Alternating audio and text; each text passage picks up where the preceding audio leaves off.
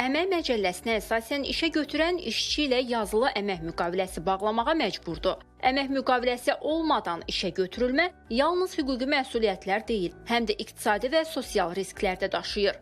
Əmək müqaviləsinə əsasən işə götürən, yəni 5 gün ərzində işçi ilə bağladığı əmək müqaviləsini, yəni elektron sistemdə qeydiyyata aldırmalıdır. O mütləq qaydadadır. Yəni əgər 5 gün ərzində həmin əmək müqaviləsini qeydiyyata aldırmasa, o artıq pozuntu, yəni inzibati xəta törətmiş olur. İnzibati xətalar məcəlləsinə əsasən də artıq o belə deyək də orada cərimə tətbiq olunur. Cərimə məbləği də çox yüksəkdir. 20 mindən 25 min manata kimi yəni cərimə tətbiq olunur.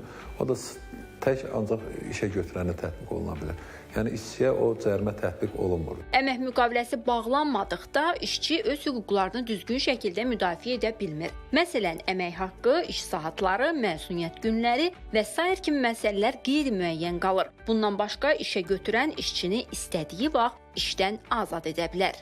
İşə götürən müqavilə bağlamır və səhərsi bu işə götürən tərəfindən işçi tərəfindən bu əsassız olaraq işdən çıxarılır. Yəni müqavilə yoxdur, amma işdən də rahat çıxarda bilir. Deyir ki, səndə müqaviləm yoxdur, gedə bilərsən işin gücünü alınca.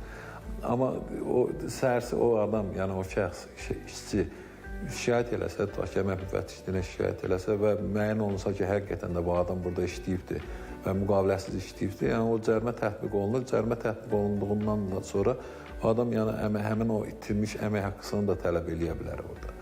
Artıq yəni bu bir cərimə ilə yox, həmin o əmək haqqısını da ödəməlidir. Hər bir işçi əmək müqaviləsi bağlanan, təhlükəsizliyi və hüquqları qorunan iş şəraitində fəaliyyət göstərməyi tələb etməlidir. İşə götürənlər isə vergi və sosial sığorta ödənişlərini düzgün yerinə yetirməlidirlər. Bu, qanunla müəyyən olunmuş öhdəlikdir və hər iki tərəfin hüquqlarının qorunması üçün çox vacibdir.